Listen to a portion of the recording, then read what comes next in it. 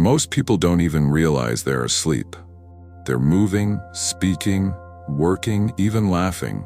But beneath it all, they are sleepwalking through a script that was written by fear, culture, trauma, and habit.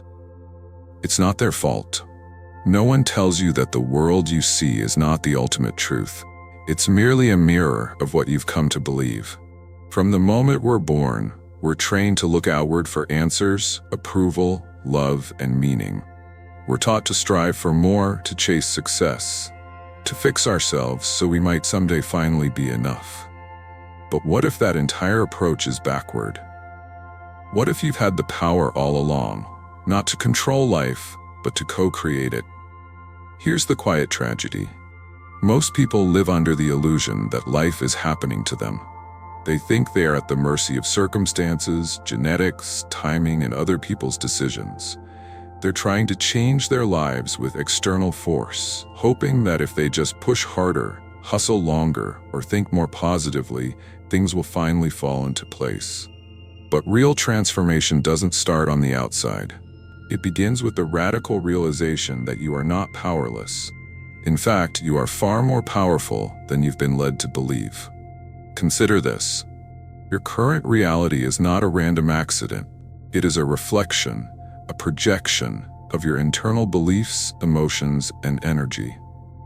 The world you see is not objective. It is filtered through the lens of your conditioning. Your mind isn't just interpreting the world, it's shaping it. Quantum manifestation begins with shattering that lie of powerlessness. It's like suddenly waking up in the middle of your life and realizing, I've been living by someone else's rules, and none of them are real. But this awakening can be painful. We've built our identities around struggle, limitation, and the illusion of control. The ego loves certainty, even if it's painful. To consider that we've been operating from a distorted lens, that our pain might not be punishment, but a misaligned projection, can shake us to the core. Yet this is also the beginning of true freedom, because if your beliefs shaped your past, they can shape your future. If your emotions colored your world with anxiety, they can paint it with peace.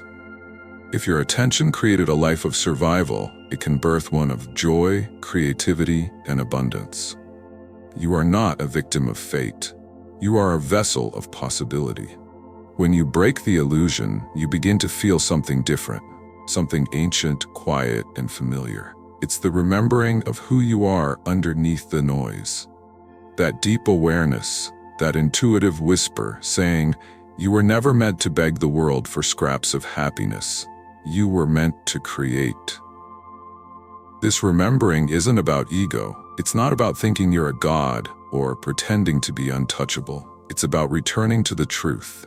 You are consciousness in motion, and your consciousness has agency. But here's the catch. You can't awaken into this truth intellectually alone. You have to feel it. You have to experience the moment where a thought becomes more than a thought. It becomes a knowing.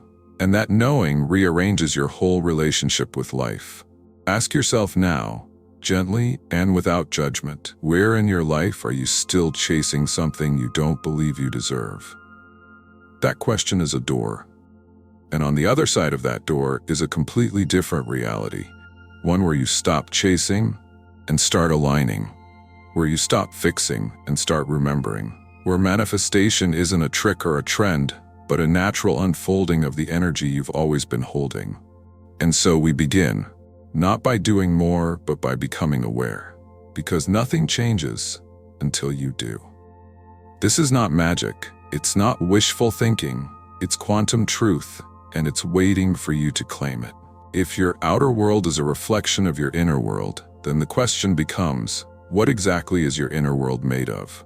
Thoughts, emotions, memories? Yes, and more. At its core, your inner world is made of consciousness. And consciousness, as quantum physics has gently begun to suggest, doesn't just perceive reality. It participates in the creation of it. We've been told that the physical world is solid, objective, and unchangeable. But this belief is based on outdated models. At the subatomic level, things get weird. Really weird. Particles exist in a state of probability until observed. They don't take on fixed form until someone interacts with them. This is known as the observer effect. It's not just a quirky scientific fact, it's a gateway into understanding your own power. Now, we're not talking about microscopes and lab coats here. Let's make it real. Imagine your attention like a flashlight in a dark room.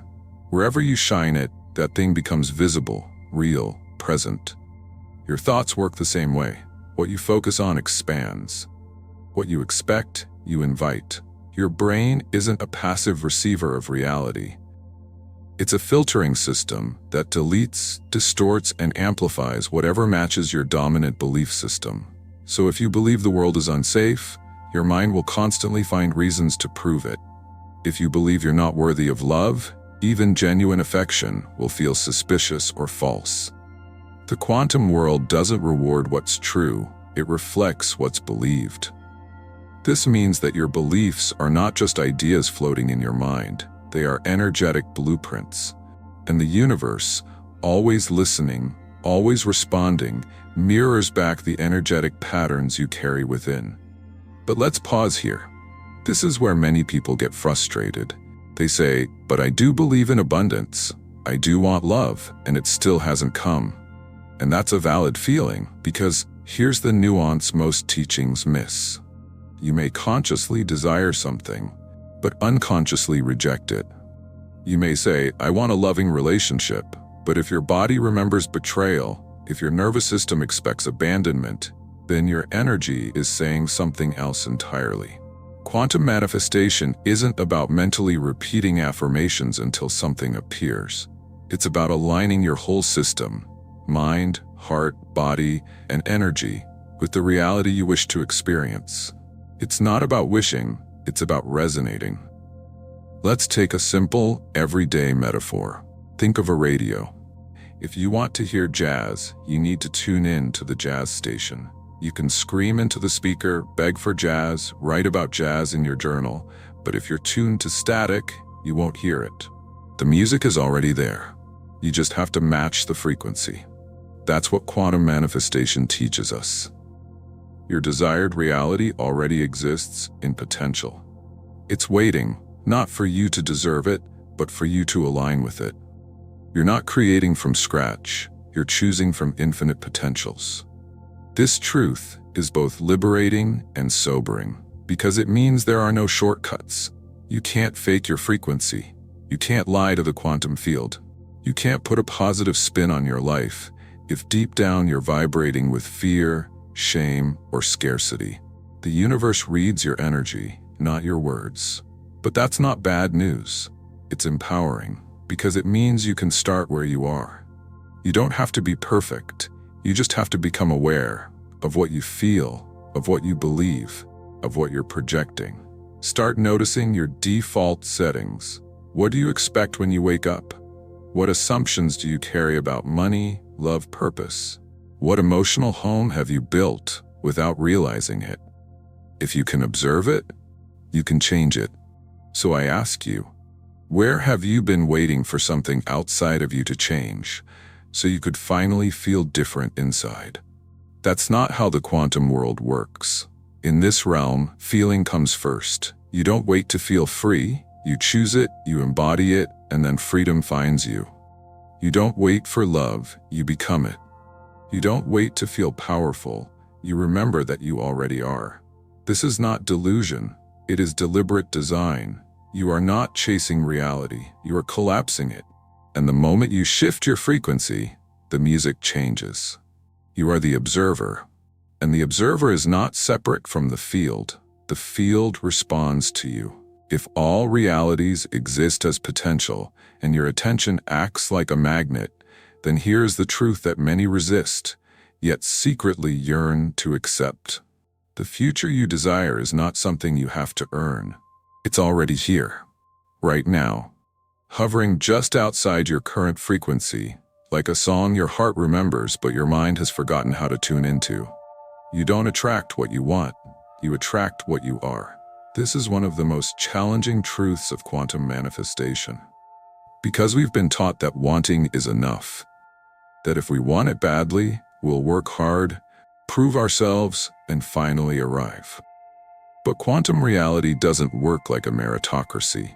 It doesn't care how much you crave something. It responds to your vibration, not your desperation. Think of your energetic state as a signal being broadcast at all times. That signal isn't built from your wish list. It's made of your emotions, your subconscious beliefs, your daily inner dialogue.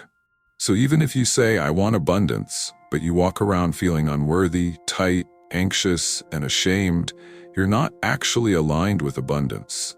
You're aligned with lack. This isn't a moral judgment, it's a frequency mismatch. Quantum manifestation isn't about pretending you're rich or pretending you're in love.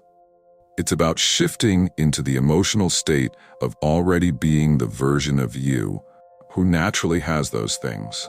And here's the paradox. When you do that, the external world starts to mirror that shift. Your life isn't waiting for you to arrive. It's waiting for you to remember who you already are. That version of you, the one who feels free, radiant, creative, empowered, already exists. In the quantum field, time isn't linear. It's more like a cloud of infinite timelines, each one a unique outcome shaped by the frequency you choose to embody. You don't travel toward that version of yourself. You collapse into it by matching its signal. How? Not by force, but by feeling. Want to manifest deep connection? Then practice feeling open, safe, and seen now. Want to manifest financial freedom? Start cultivating the emotions of peace, ease, and overflow before the money comes. You're not faking it. You're training your system to remember that those states are always available. You're shifting your base frequency from fear to trust, from striving to allowing. Let's ground this with something real.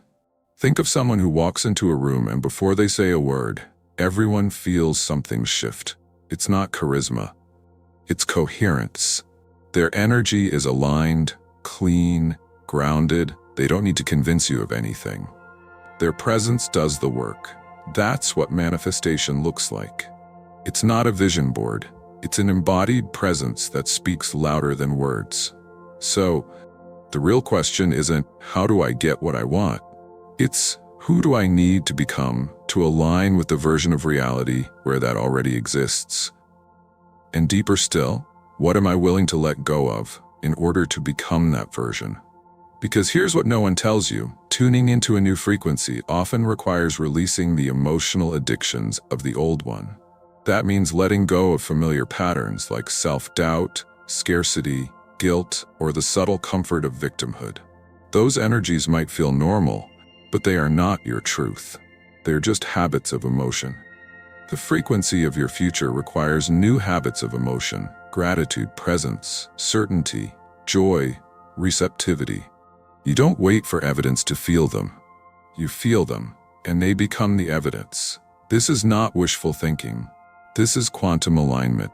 Your body is your tuning fork. Your emotions are the current. Your breath is the gateway. And your attention? That's the dial. You get to choose the station. So choose wisely. Tune in to what expands you. Tune in to what uplifts you. Tune in to the version of you that walks with clarity, that speaks with courage, that loves without holding back. Because that version of you is already here, waiting not for your perfection, but for your permission. What would shift if you stopped asking for what you want and started embodying the version of you who already has it? That question is not hypothetical. It's a doorway. And on the other side is a life you've been sensing all along. Now, all you have to do is tune in. There comes a moment in every transformation when you realize the thing you're really afraid of isn't failure. It's release. Letting go. Surrender. Because as much as we say we want something new, the old self has become familiar. And the familiar, even when painful, is comfortable. It gives us a sense of identity, of control, of knowing who we are, even if it's not who we want to be. But you cannot become the next version of yourself while clinging to the emotional survival patterns of your past. Manifestation is not about piling on new affirmations, goals, and desires. It's about making space by dissolving what no longer serves. You have to make room for the quantum shift. This is where so many people get stuck. They try to manifest from the same emotional blueprint that created the problem in the first place. They think, if I just focus harder, hustle more, or visualize longer, it'll come. But if your inner world is filled with unprocessed fear, guilt, or shame, those frequencies cloud the signal. The quantum field hears what you really believe. And here's the truth most people avoid. Healing is part of manifestation. You cannot attract what you are unwilling to receive. And you cannot receive what your nervous system has been wired to reject. That's why it's not enough to think new thoughts. You have to feel them as safe. You have to become the new reality in your body. Otherwise, the mind may say yes, but the body says no, and the frequency is split. Letting go of the old self isn't a dramatic event. It's 1,000 tiny deaths. It's the decision to stop rehearsing past wounds, to stop responding from old triggers, to stop defending a story you've outgrown. It's the moment you catch yourself in the pattern and choose presence instead of protection. It's when you feel the urge to control, and instead you breathe. Surrender isn't weakness. It's not giving up. It's giving over to something wiser, deeper, more aligned than your ego's agenda. Imagine your life as a flowing river. You've been clinging to a branch on the shore, afraid to let go, afraid of where the current might take you. But manifestation doesn't happen on the banks. It happens in the flow. Let go and let the current guide you. Of course, this is terrifying at first. You'll want to grab control again. Your mind will scream for certainty. But the quantum field doesn't speak in guarantees. It speaks in resonance. And when you surrender the need to know how it will happen, you open the doorway for better than you imagined. People say, I let go, but nothing changed. But letting go isn't a mental idea, it's a vibrational shift. True surrender means no longer holding the emotional energy of fear, urgency, or scarcity. It's releasing the attachment, not just the desire. It's when you stop grasping and start trusting. Ask yourself, what parts of me am I still protecting that no longer need protection? What story about myself am I still carrying, even though it hurts me to hold it? These questions are not meant to shame you. They're here to liberate you. Because when you let go of what you're not, you start to remember who you are. And who you are is not broken, lost, or behind. Who you are is infinite awareness in a temporary form, learning how to dance with possibility. Who you are is not your story, it's the space where all stories arise and dissolve. This is the space where manifestation becomes inevitable. Not because you pushed hard enough, but because you became light enough to rise, light enough to be guided, light enough to no longer resist your own expansion. So breathe. Breathe into your body, feel what you've been carrying, witness it, honor it, and then let it go. Not because it was wrong, but because it is complete. Every time you release a pattern, you raise your frequency. Every time you choose alignment over control, you send a clearer signal to the field. Every time you choose trust over fear, your future shifts. You don't need to do more. You need to be more. More open, more present, more in tune with the energy of what's already on its way. And the moment you become the version of you who no longer needs to chase, it arrives. Letting go is not the end. It's the invitation. It's the sacred space where miracles slip in. To live a quantum life is not to live in the clouds, hoping the universe will deliver your dreams like a cosmic vending machine. No, it is to embody the truth of who you are so fully, so completely, that your very presence becomes magnetic. It is to walk the earth as if your desires are already here, not in arrogance, but in certainty, in resonance. Becoming the embodiment of what you seek is not about pretending. It's about becoming a match. It's about asking yourself, moment by moment, what would the version of me who already has this think, feel, choose, and believe? And then, living that answer now. Not waiting for external proof, not needing permission or reassurance, but choosing to live in the frequency of your future self today. This is not delusion. This is alignment. This is the art of quantum manifestation in motion. The quantum field doesn't respond to your wishes. It responds to your being. That means the greatest act of manifestation is to become the version of yourself who already lives the life you desire. Not tomorrow.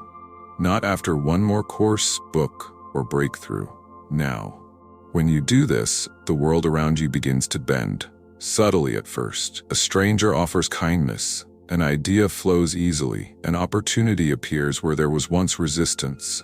You won't always notice it right away, but something will begin to shift. Life will feel more effortless. Not because it's suddenly easy, but because you're no longer fighting yourself. This is where so many people misunderstand the journey. They think manifestation is about acquiring things, but real manifestation is about returning to your natural state of abundance, joy, and coherence. The things you desire, they're not goals to be chased. They're mirrors reflecting the energy you're becoming. You don't manifest peace by escaping chaos. You manifest it by becoming the one who no longer feeds chaos with attention. You don't manifest love by chasing someone. You embody love, and then love has nowhere else to go but toward you. You don't manifest wealth by obsessing over lack. You shift into the state of gratitude and sufficiency, and watch how resources begin to reorganize around your energy. Quantum manifestation is not about bending reality to your will. It's about remembering that you are reality. You're not separate from the field. You are the field, localized. You are consciousness curving in on itself, exploring its own potential. So the question becomes, are you willing to stop chasing and start choosing? Choosing to be the one who acts in faith, who holds the frequency, who speaks the words of someone who trusts the process, who walks through the world as if nothing is missing. This is not easy. It requires presence, discipline, devotion, but it is the most powerful path you'll ever walk. Because when you become the embodiment of what you seek, the universe has no choice but to match you. Not because you're lucky, because you're aligned. And alignment is not luck, it's law. So today, start small. Don't wait for clarity to arrive fully formed. Just ask yourself, what does the version of me who's already living my highest timeline do next? Maybe they meditate. Maybe they drink more water. Maybe they say no to something they've always tolerated. Maybe they rest. Whatever it is, do that. Do it with reverence. Do it with the knowing that every small act done from alignment collapses timelines. This is not about perfection. It's about practice. Rehearse your future until it feels like your present. Feel the joy before it's arrived. Practice the gratitude before the miracle. Show up as love, even when it's hard. This is how you become the embodiment of what you seek. This is how you stop waiting and start living. This is how your life becomes the message and the manifestation. What would change if you stopped waiting to be ready and remembered you already are? The answer is not out there. It's in you. It's always been in you. Now, let it rise. You've just taken a journey through illusion and awareness, resistance and alignment, desire and embodiment. Not by accident, but by design. Because some part of you, even if faint or forgotten, remembers. Remembers that reality is not fixed, that you are not trapped, that you were never meant to survive a life that doesn't light you up, but to create one that does. Quantum manifestation isn't a secret. It's a remembering. A remembering that you are not here to chase your desires. You're here to become their home. You're here to live as the version of you who already knows, I am the signal. I am the frequency. I am the field. So breathe. Let these words settle in. Let them echo through the parts of you that have waited too long to be seen, to be felt, to be set free. And as you move forward, take this with you. You don't need more power. You only need to stop believing in your powerlessness. Now, we'd love to hear from you. What part of this spoke most deeply to you? What version of yourself are you ready to embody, starting today? Leave a comment, share your truth, And if this message resonated, subscribe for more content that speaks not just to your mind, but to your becoming. You're not behind. You're right on time. Welcome home.